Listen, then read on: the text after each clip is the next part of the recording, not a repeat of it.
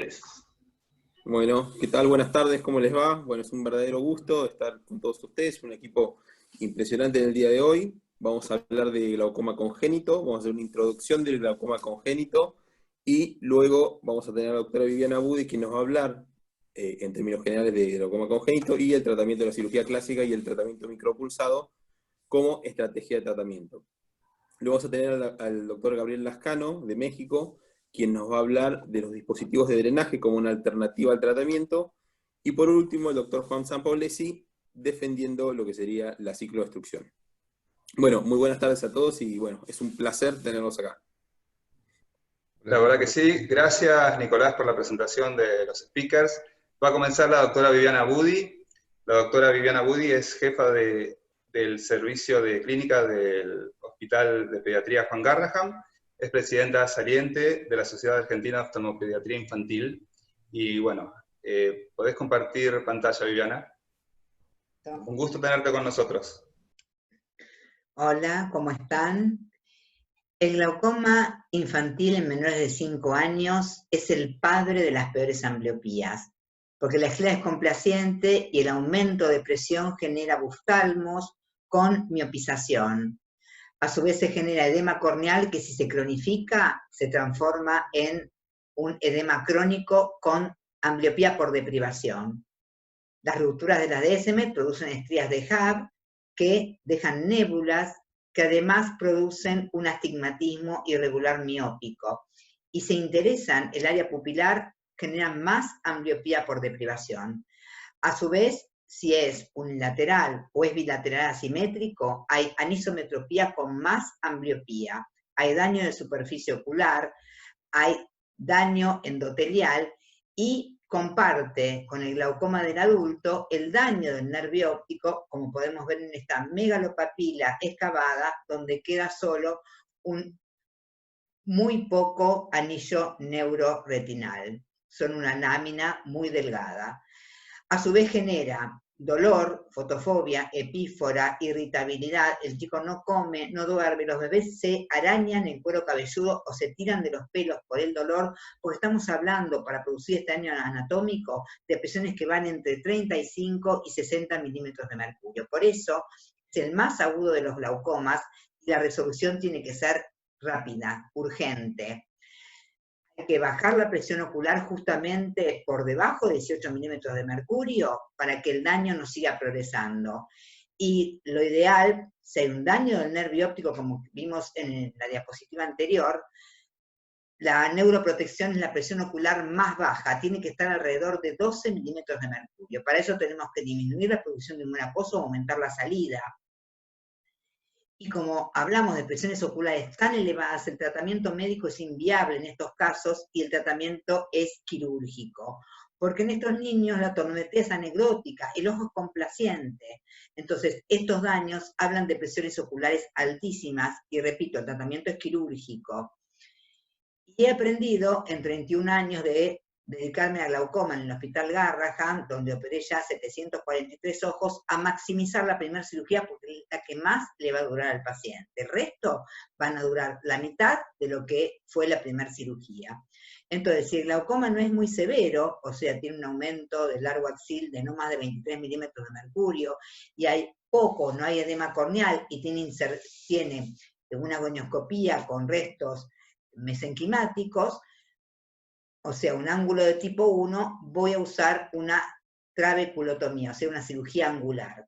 En el caso de que el paciente tenga un gran buftalmos con mucho edema corneal, o sea, un ángulo que tiene una inserción de tipo 2, o sea, una falsa inserción alta del iris, o es un ángulo muy inmaduro, voy a usar una cirugía combinada, trabeculectomía, con o sin implante de membrana amniótica, porque es el único antimetabolito que utilizo, que es un antimetabolito seguro. Lo mismo en glaucomas secundarios, muy refractarios, voy a debutar realizando esta cirugía. Si el paciente al que le hice la trabeculotomía recidiva, bueno, siempre intento, frente al fracaso parcial, tratamiento tópico con drogas antiglaucomatosas adecuadas para la edad y en lo posible sin conservante, y siempre lubricando la superficie ocular. Si el paciente pese a eso falla, voy a hacer una cirugía combinada con o sin implante de membrana amniótica, trabeculectomía. Si la cirugía combinada falla, voy otra vez al tratamiento tópico. Y si no funciona, voy a seguir haciendo trabeculectomías en cuadrante superior donde haya conjuntiva móvil y voy a realizar siempre el needling de las cirugías anteriores. Tengo que intentar que en estos glaucomas refractarios realmente las cirugías filtren lo más posible y duren el mayor tiempo posible. Si recidiva y pese al tratamiento médico no regula y el paciente tiene edad escolar y un buen medio social, con higiene, voy a colocar un dispositivo de drenaje a partir de los 4 años.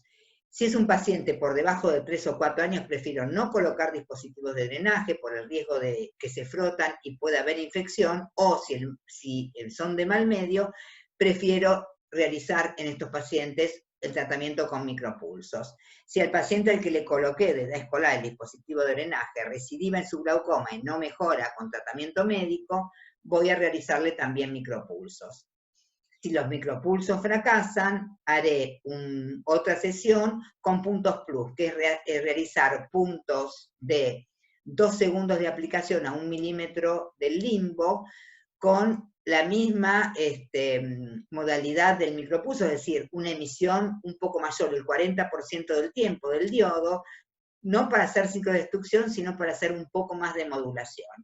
Y si no, también a veces, cuando son muy refractarios, hago micropulsos con un cuadrante de, ahí sí, de ciclodestrucción.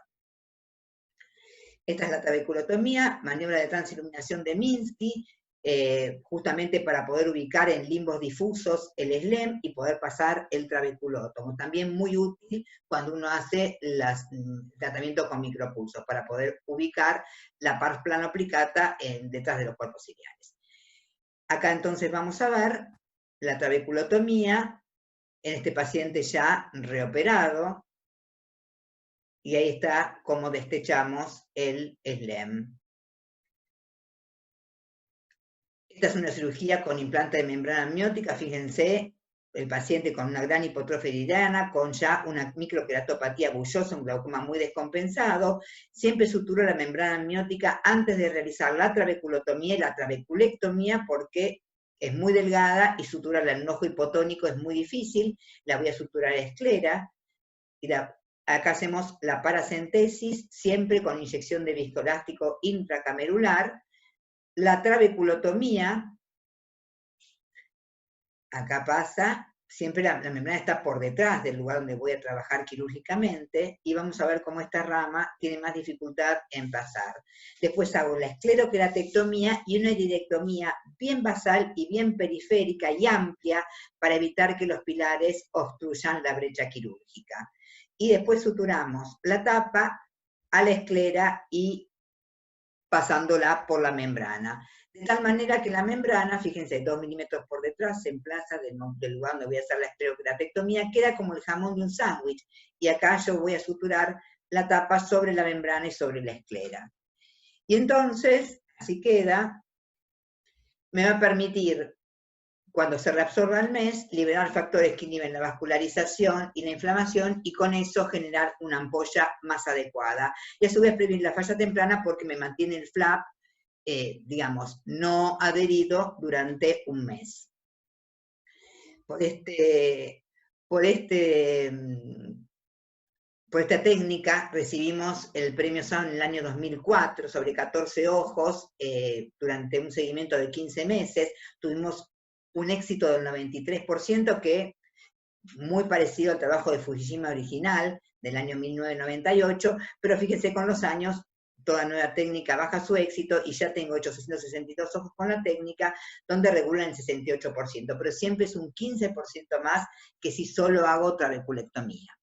Y ahí puedo tener ampollas ABCD positivas, con buena altura, bordes difusos, la coloración blanco-rosada, buen diámetro y un espesor delgado con microquistes. Pero este problema, que es el bloqueo de las brechas por el iris, es a veces un problema pese a que hagamos una irideectomía bien amplia, bien basal y bien periférica. Eso recalco la importancia de que así sea la irideectomía, porque aparte los chicos se amplían y si no quedan como múltiples pupilas.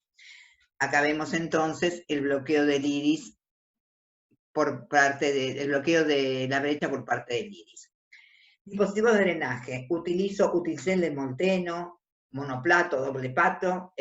Actualmente utilizo el de Amet, el FP7. Los coloco a partir de edad escolar porque es una eficaz alternativa, baja muy bien la presión, pero como el chico se frota, las complicaciones pueden ser devastadoras, más si manejan las manos sucias. Con lo cual, al exponerse el tubo puede haber una endoftalmitis con pérdida del globo ocular en forma inmediata. Entonces prefiero colocarlos en buen medio y a partir de los 4 años.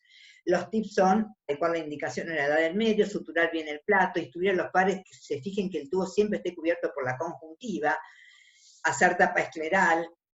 Utilizo la aguja 27G porque una aguja un poco más gruesa hace un gran bustalmos, me deja, produce hipotalamia por permeabilidad al humor acuoso, tunelizo a 1 o 2 milímetros del limbo, suturo el tubo, la esclera en forma no compresiva, pero hay que fijarlo, y a veces dejo como una especie de rulo, por si hay bustalmos por recidiva, para que no se produzca la exclusión del tubo.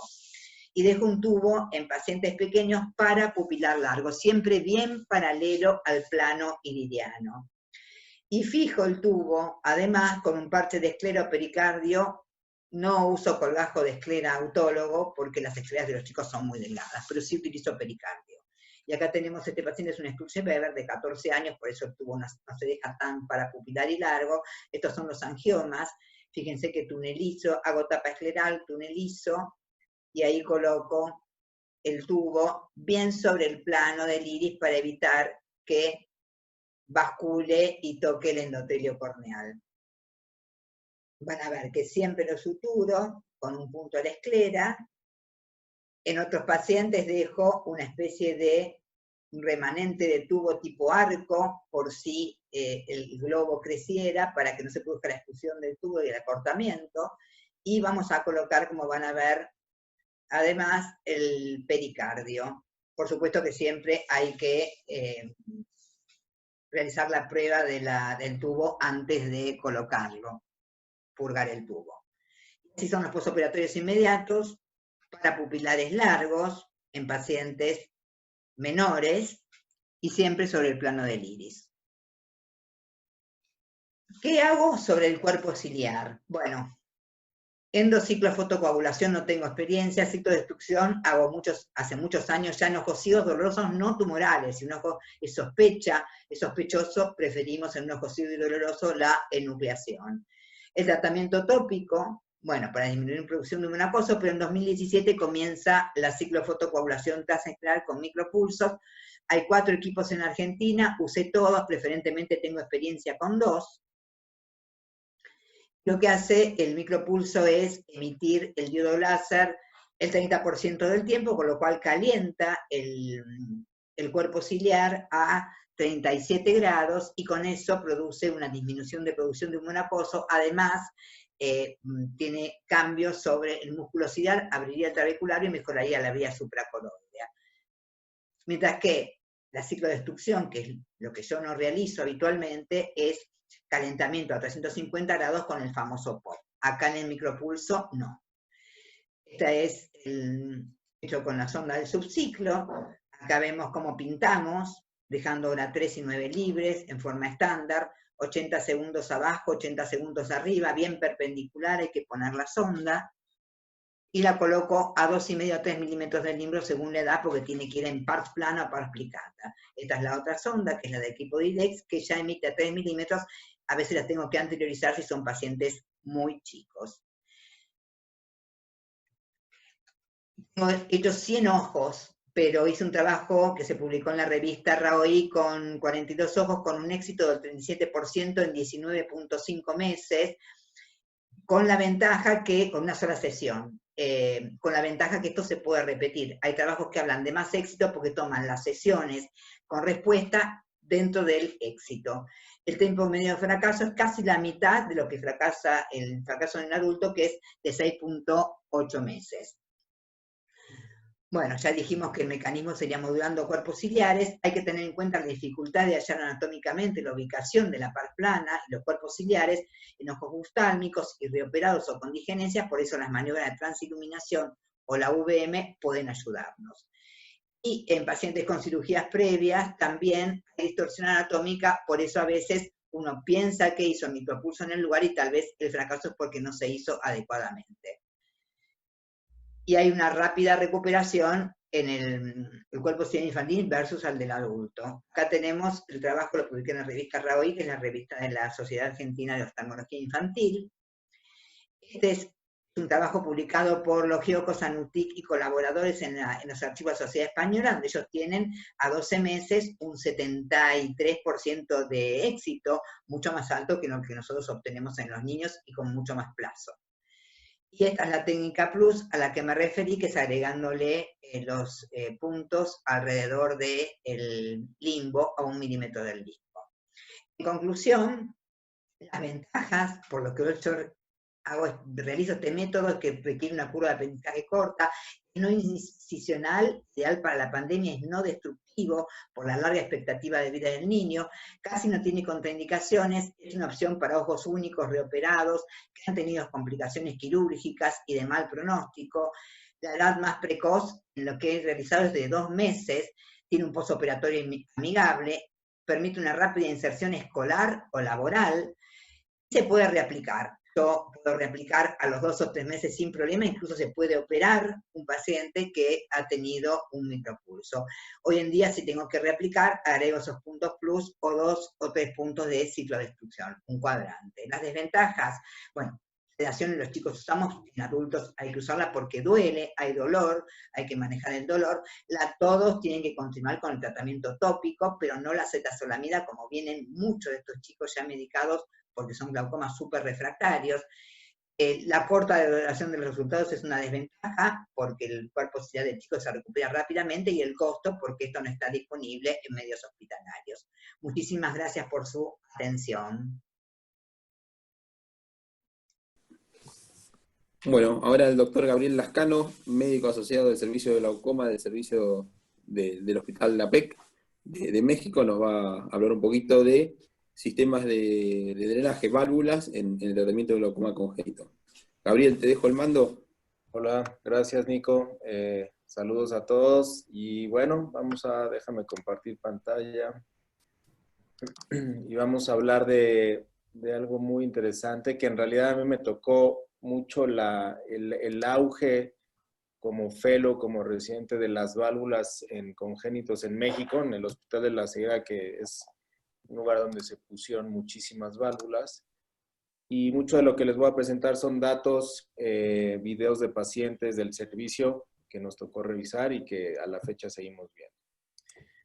Entonces, bueno, esto es realmente un esquema que les comparto, que es a grandes rasgos cómo es el algoritmo terapéutico del manejo del glaucoma congénito, del glaucoma infantil.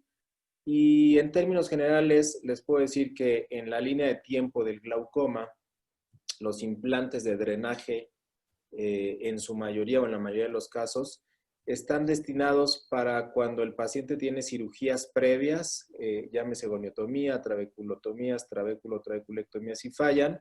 Generalmente el implante valvular o los implantes de drenaje junto con los procedimientos ciclodestructivos, que a últimas fechas pueden variar, hacer uno antes o hacer uno después, es donde generalmente tienen el lugar estos implantes. Sin embargo, también estos implantes pueden llegar a presentarse como cirugía primaria, o pueden llegar algunos pacientes que tuvieron como cirugías primarias implantes valvulares.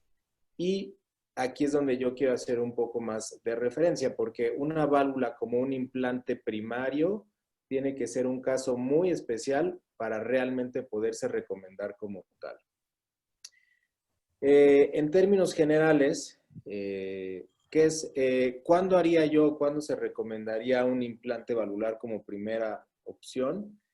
Bueno, en casos muy específicos donde las condiciones del segmento anterior no te permitían hacer una cirugía angular, trabeculectomía, que la verdad es que es algo difícil y en muchas ocasiones se realiza por la facilidad de la técnica. Es decir, entiendo que en la situación en la que vimos, algunos pacientes no tienen la posibilidad de ir o de estar en un lugar donde haya expertos en el manejo de glaucoma congénito, o a veces no pueden trasladarse, y en esos casos probablemente justificaría el implante valvular o el implante de drenaje como primera opción quirúrgica terapéutica.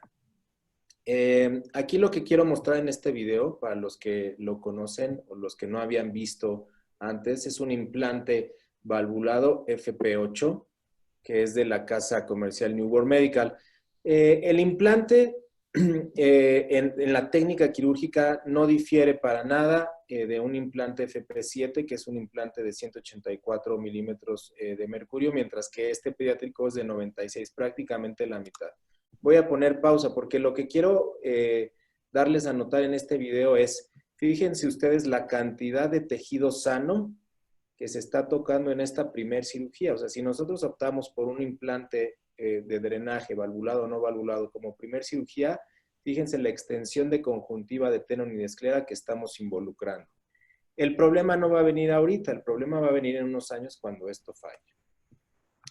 En términos generales, ¿cómo decidimos poner un implante pediátrico que podríamos considerarlo un FP8, que es la válvula de menor tamaño, versus un FP7? Pues aquí en la línea de tiempo de la enfermedad yo pongo una línea roja, que podemos decir que esta línea roja puede corresponder, y dependerá del caso, a los 2 años de edad.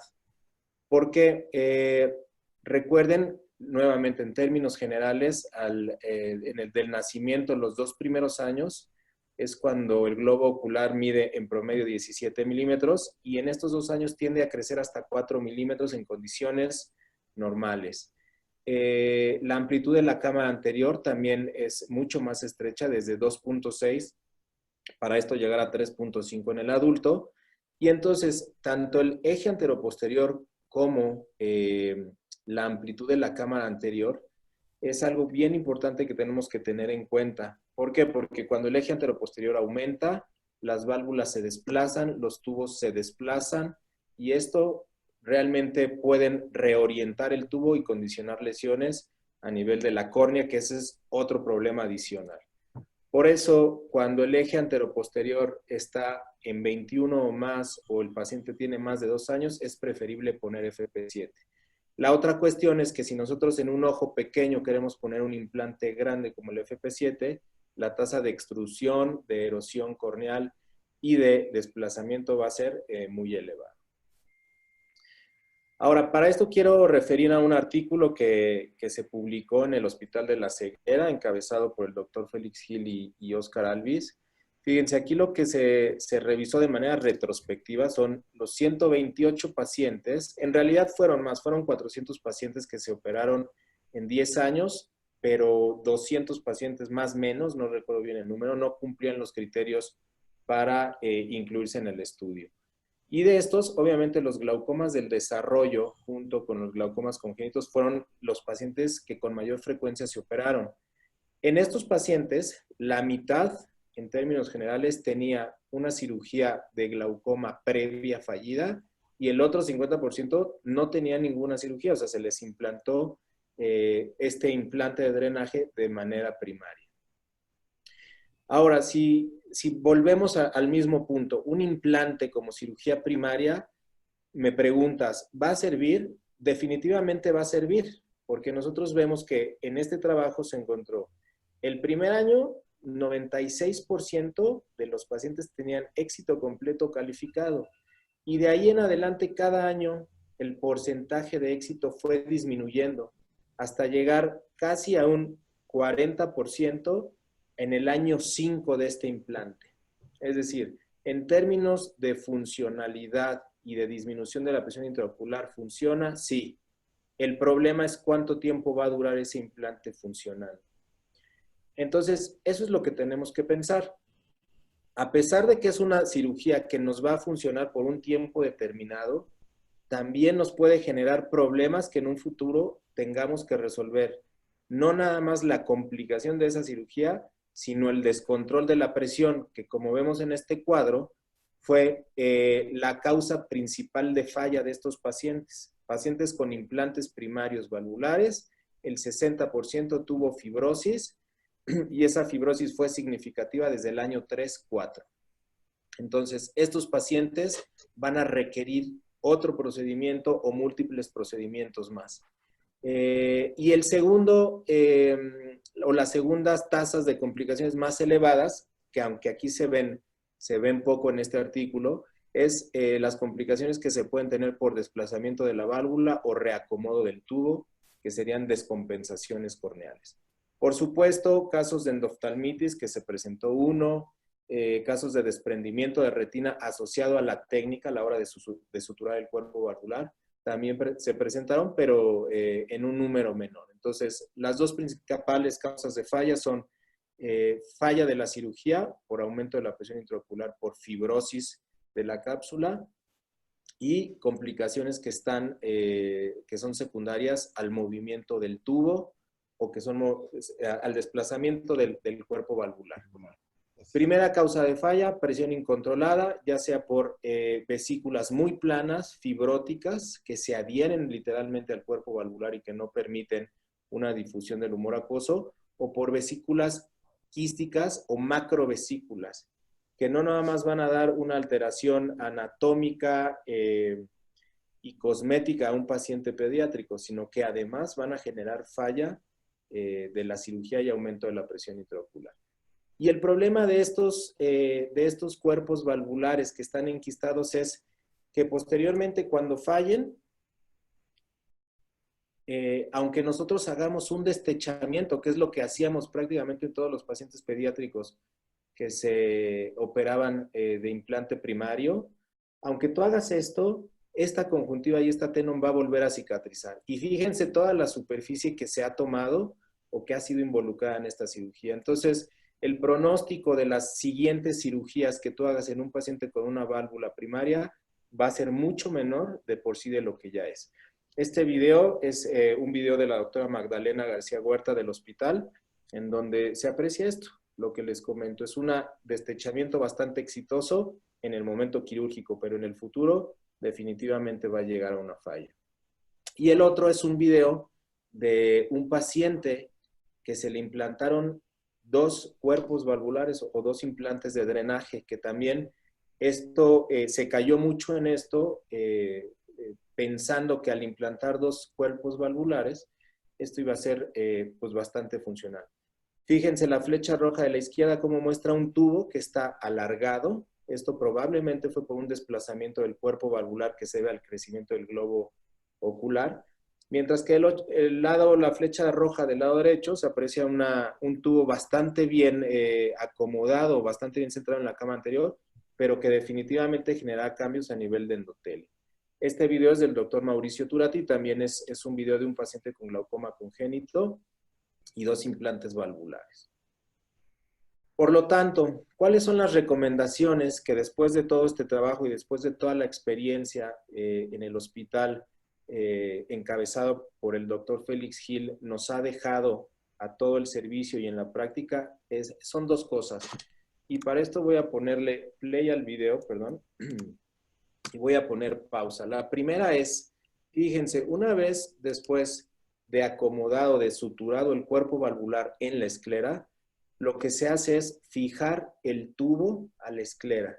Claro, tener cuidado de no presionar o de no apretar demasiado el tubo para no ocluirlo.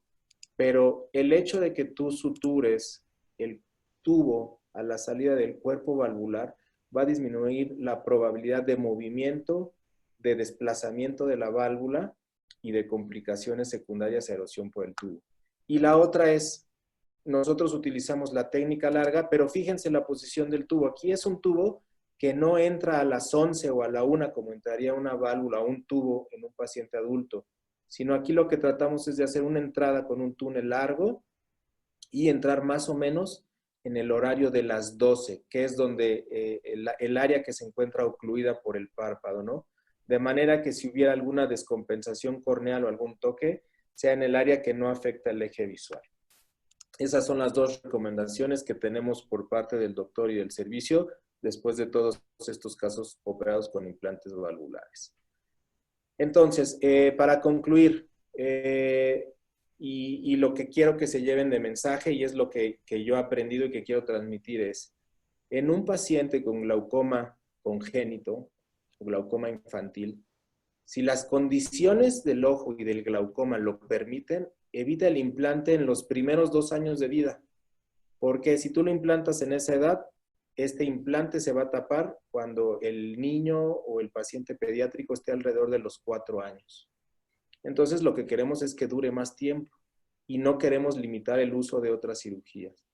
Tienes que pensar que este ojo va a crecer y que este procedimiento, el tiempo de sobrevida es relativamente corto. Entonces, si se puede, evitar los 2 primeros años, la cirugía. El otro es, ¿cuál es el problema? El problema, como les digo, no es el efecto que tiene la presión en ese momento, sino que esa válvula cuando se encapsule o se enquiste, porque va a pasar, aunque la desteches, se va a volver a tapar. Entonces, la válvula o el implante de drenaje son efectivos, pero al fallar te reduce las opciones terapéuticas para tratar a ese paciente. Y el tercero es, en pacientes pediátricos, siempre sutura el tubo con cuidado de no apretar demasiado para no ocluirlo. Esto te reducirá la probabilidad de que en un futuro tengas que resolver no nada más la complicación de la presión intraocular elevada, sino las complicaciones asociadas a los tubos y a los cuerpos valvulares. Eso es todo. Muchísimas gracias. Buenísimo, Gabriel. Excelente. Más que claro. Excelente. Siempre utilizan válvula de AMED, ¿no? Ya sea pediátrica o de adulto, FP7 o FP8, pero siempre AMED. Fíjate que ahora, en últimos años, que llegan los dispositivos no valvulados, específicamente los Verbel, se empiezan a usar más. Pero lo que pasa es que aquí 20 años o 30 años se usó pura válvula de AMED, ¿no? Era lo único disponible. Entonces, claro, sí, en su mayoría se utiliza y es con lo que los oftalmólogos se entrenaron y es con lo que se sienten más seguros.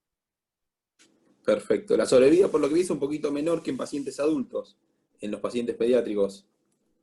Y lo que pasa es que, mira, y depende mucho también el tipo de glaucoma, el tipo de paciente, pero en general son pacientes que por la cantidad de tejido de cápsula de Tenon van a cicatrizar mucho y muy rápido.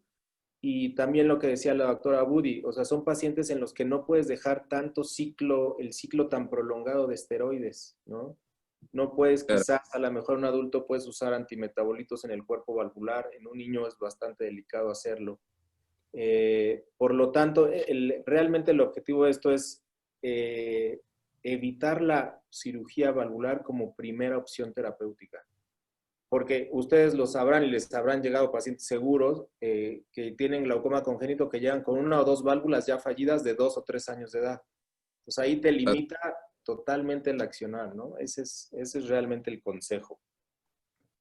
Fantástico. Una preguntita, Gabriel. Con respecto al uso de antimetabolitos en válvulas en pacientes pediátricos, comentanos eso a los que no hacemos... No, decía que, por ejemplo, yo en particular en los pacientes adultos y de los adultos particularmente en los neovasculares por diabetes que suelen ser bastante agresivos, utilizo mitomicina en el cuerpo valvular al terminar la cirugía a la semana y al mes. Y de hecho, needlings en la lámpara hendidura también con antimetabolitos. En un niño no lo hago, ¿no? Claro. Definitivamente no. En adultos sí, y ese es algo que en el adulto me ha dado resultados, pero en niños no me atrevo a hacerlo, ¿no? Por la probable complicación que pudiera generar. Bien. Bueno, fantástico. No sé si, Hugo, ¿tenés alguna pregunta más o seguimos con el doctor Juan Sampoblesi? No, que siga el doctor Sampoblesi mejor y así aprendemos un poco más de glaucoma pediátrico. Fantástico. Bueno, Juan, te dejo para que des tu presentación, el tratamiento con ciclodestrucción como alternativa. Ok. ¿Se ve la pantalla ahí? Sí, perfecto. Perfecto. Ok. Bueno, me sirvieron las dos charlas, porque yo soy un obsesivo del tiempo y me quedan 5:58. Así que lo que dijo Viviana, tal cual, son las indicaciones que siempre hemos tenido para los glaucomas congénitos, el abordaje tal cual. Y la conferencia de Gabriel Lescaro es un muy buen disuasivo de por qué no pondría válvulas prácticamente. Creo que sirvió mucho para eso. Hemos puesto muchas válvulas, ponemos válvulas en algunos casos, pero la realidad nuestra y la realidad a nivel mundial en adultos y niños es que las válvulas se están poniendo cada vez menos. Eso muestran las estadísticas de las principales 3 casas. ¿Y por qué es esto? No es una cuestión de coincidencia, sino justamente de consecuencia del advenimiento de la ciclodestrucción. Como bien dijo Viviana, nosotros no decidimos por la opacidad corneal, excepto que no nos deje ver nada, pero vemos la gonioscopía en el chico. Como dijo Hugo Acosta, en ese caso, siempre un Iker para tomarle la presión es fundamental. Si no tomamos la presión a los chicos estamos fritos. O sea, tomarle la presión ahí y ver la gonioscopía. Según la gonioscopía, lo que hicimos siempre fue, si es un tipo 1 con restos mesodérmicos, hacer una trabeculotomía, y si es un tipo 2, hacer la cirugía combinada o en esos casos donde sean más agresivos. Y desde hace mucho tiempo ya, desde el advenimiento de las válvulas, cuando los glaucomas congénitos eran secundarios, el Peters, la aniridia, la angiomatosis, la neurofibromatosis, los casos donde hay una distorsión del seno camerular muy importante, sabíamos que estas también podían fallar, y ahí es donde indicamos más un implante valvular.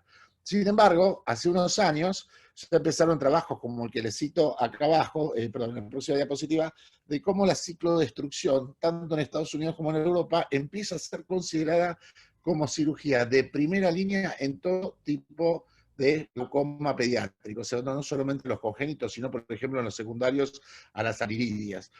Esto era lo que hicimos siempre, es lo que publica Amanda, lo que publica nuestro grupo, pero esto fue cambiando.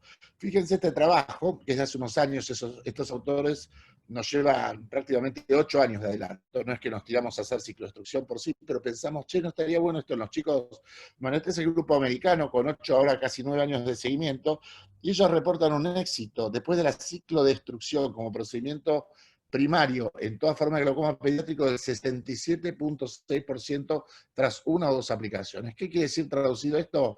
Que 2 de cada 3 chicos que hacemos una ciclodestrucción de entrada no requirieron en los próximos 5 años una cirugía incisional ni fueron a una cirugía incisional.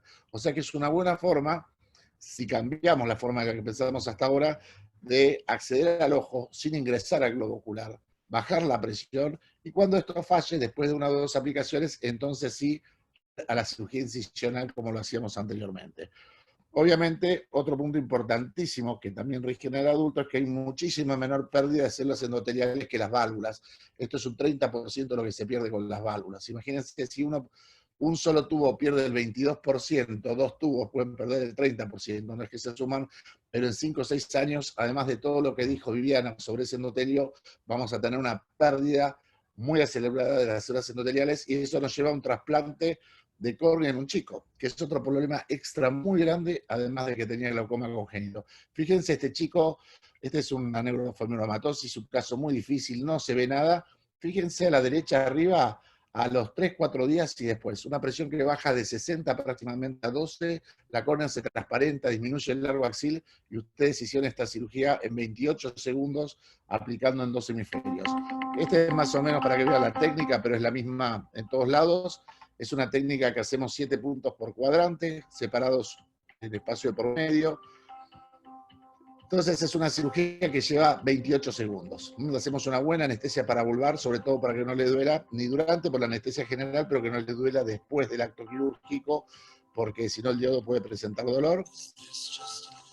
Y como dije, son 7 cuadrantes en un punto y 7 cuadrantes en el otro, y con eso se termina. O sea que lo que vamos a hacer es con los parámetros universales, 2 watts de potencia, 2 segundos, 7 puntos en un cuadrante y 7 en el otro.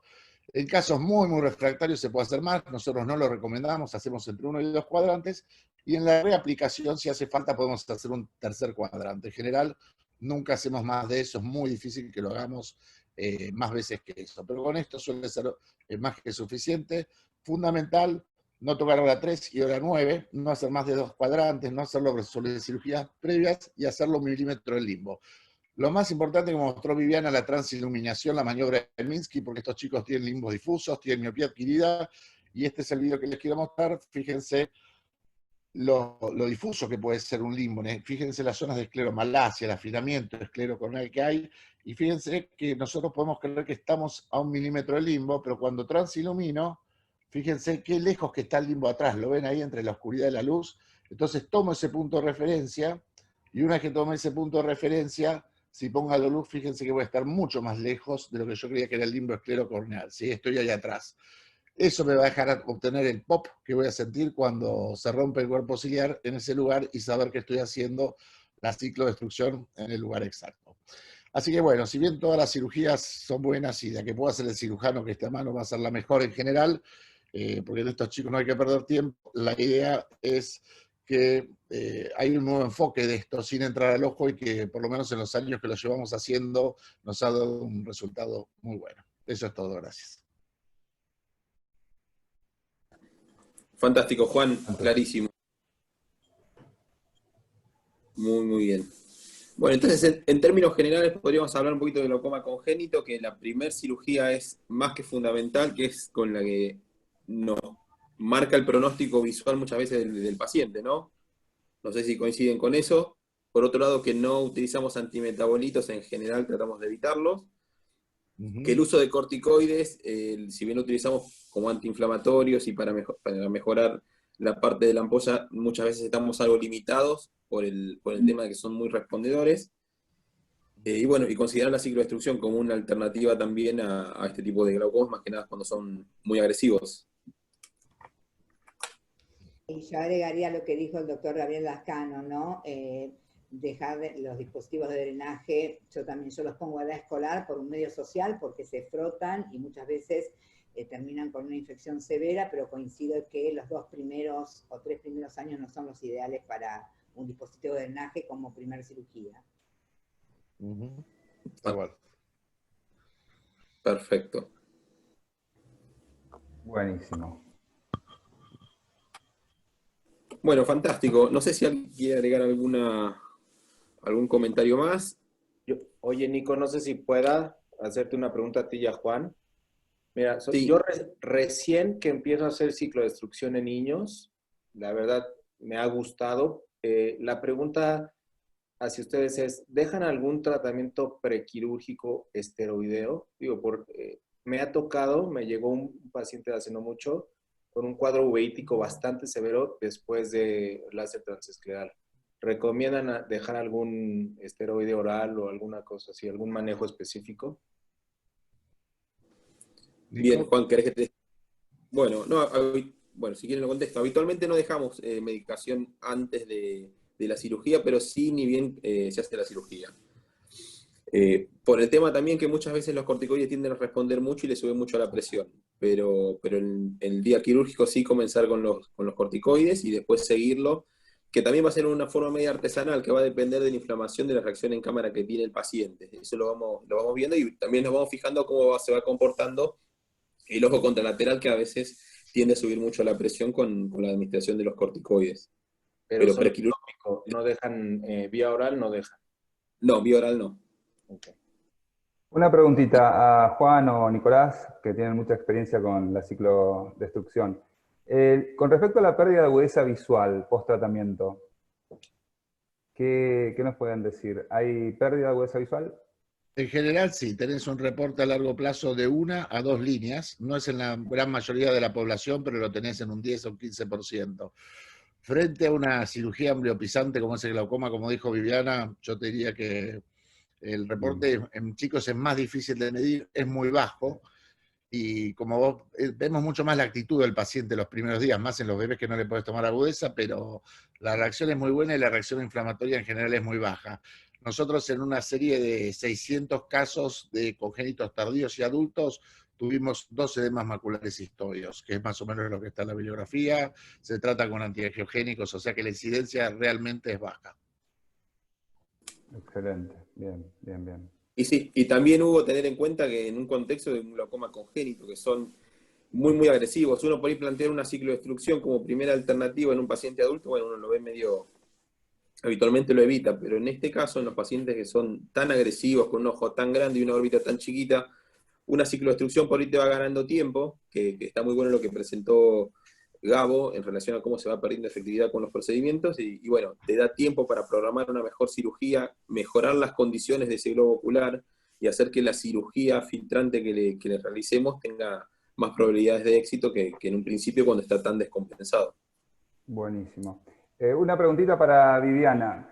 Cuando haces retratamiento con el láser micropulsado, ¿qué tiempo esperás entre un tratamiento y el otro? ¿Depende de la presión? ¿De qué depende?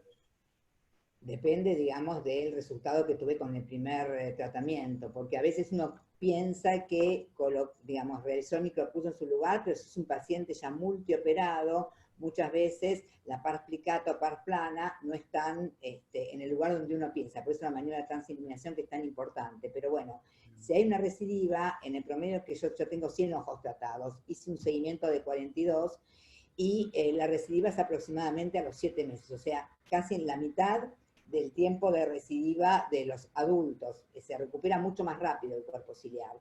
Pero bueno, yo calculo, si recidiva y realmente hay una recidiva parcial, no total, yo vuelvo a hacerlo con un lapso de 2 meses. Mientras tanto hago tratamiento médico y trato de no hacer tan cercano a la, porque también produce reacción uveal el micropulso. Claro. Así que bueno, con 2 meses. Ya si veo que realmente tengo que repetir una tercera vez, o le agrego esos puntos plus, o le agrego un cuadrante de ciclodestrucción. O tengo pacientes que realmente tuve que después volver a hacer una cirugía incisional, una trabeculectomía, porque no respondieron. Lo que pasa es que en ojos multioperados, donde uno sabe que el riesgo es tan alto, bueno, uno sigue intentando el micropulso como algo mucho menos agresivo. Fantástico. Viviana, ¿te puedo hacer una consulta? Los puntos plus no me quedaron muy claros. Como sería micropulsado con un mayor de tiempo de trabajo y sin mover la sonda. Tradicional, y uno tiene que cambiar, digamos, la especificación, y en vez de emitir el 31% del tiempo, emite el 40%, se usa entre 1.5 y 2. Yo la verdad lo he hecho en un solo paciente, el trabajo hace muy poco salió, en 2020, y se hace en forma a 1 milímetro del limbo. Se hacen puntos donde se deja 2 segundos por cada punto sin que haga pop. Es hacer como un plus, pero no llegar a hacer pop. O sea, es como si uno fuera a hacer una ciclodestrucción sin hacerla. Nada más que usa una mayor frecuencia de emisión. Perfecto. Sería una ciclodestrucción, se utiliza todo, pero en el modo micropulsado. Pero sin que haga pop. O sea, no es la búsqueda, la ciclodestrucción. Es como hacer un poco más de modulación. Fantástico, excelente. Buenísimo. Bueno, fantástico. No queda más que agradecer, me parece excelente todas las presentaciones, Viviana más que clara, excelente. Gabriel Lascano también, nos enseñaste muchísimo, aprendimos mucho más de válvulas y del glaucoma congénito, y bueno, Juan también, todos los días se aprende algo nuevo. Así que muchísimas gracias. Gracias a todos, un placer haberlos escuchado, realmente. Muchísimas gracias a todos. Gracias a todos. Bueno, que ande muy bien, muchas gracias.